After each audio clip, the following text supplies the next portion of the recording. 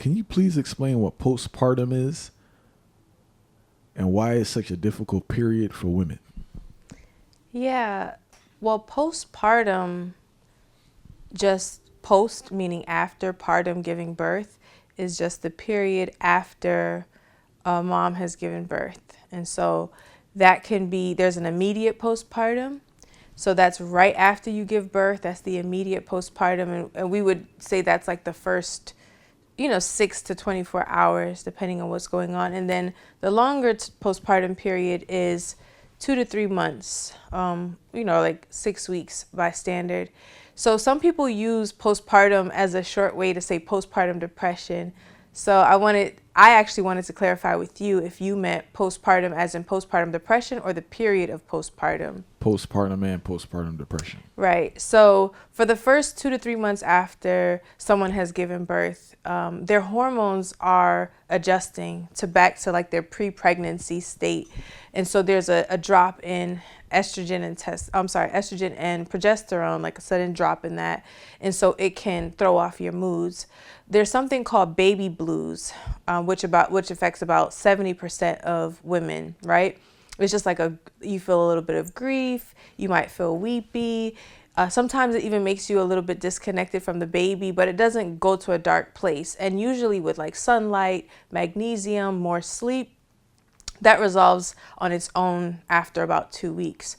Postpartum depression is when that takes a turn, or if it goes on longer than 2 weeks.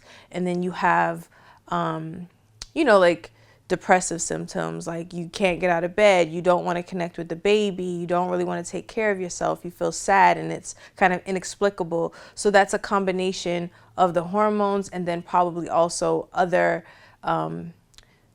conditions that's going on right in your life. It could be that you weren't really prepared for the pregnancy, or you don't have the type of support. But most commonly it is because you're probably tired, you're using a lot of sleep, and that just affects you overall. That affects about 10% of people, postpartum depression. And then beyond that, there's something called postpartum psychosis. So a lot of times in the news, you might see a story where it looks like a mom just went crazy, or like, why would she do that to her children?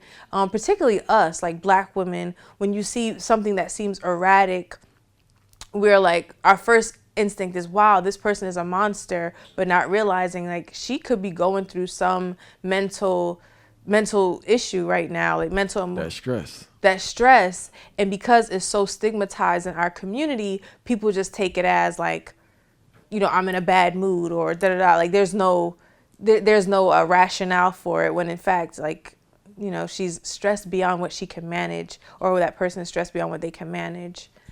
There's one thing I want you to touch on before we go to the second part. Dealing with the stress. I've learned this as a man, and this applies to women. We don't have the tools to deal with stress. Right. One of the things that I think is the biggest problem that we face in our society, which is different than maybe like our grandparents, is that we have moved away from our families. So we used to be in communities where like our grandmother would watch the children, or our mother would watch the children. We have aunts and uncles and cousins, and we're just part of like this village of immediate family. And now, like with the cities, like us moving to cities like, like New York and Philadelphia, and just away, like going to college or whatever it is, we tend to not have that family support when we're starting families. And so the stress, starts to mount on the mom and then the dad, and then they're both stressed out together, and we don't have healthy coping mechanisms because we don't have a good village.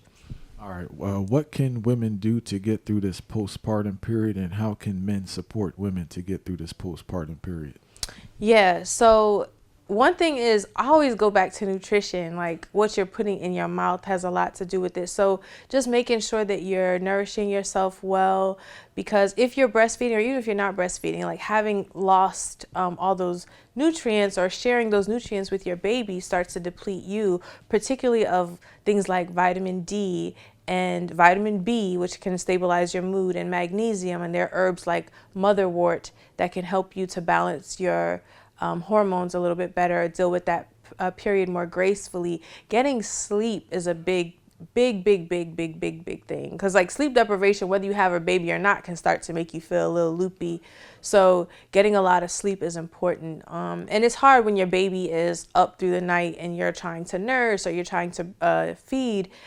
So dad could play a big role in that, in sharing some of that load of, like, whether it's pumping, putting milk aside so that dad can feed the baby, or preparing a bottle, which I don't necessarily advocate formula feeding too much, but that, breastfeeding is not a reality for everybody. And one thing that people don't realize is that men also have postpartum depression sometimes, because when a man has a child, his testosterone drops. Like almost the moment that the baby is born, his testosterone drops, because it allows him to bond with the baby. Like testosterone is what makes men aggressive. Babies tone you down, yeah. That's yeah, real, especially if you're a girl dad, right? But whatever the baby is a baby.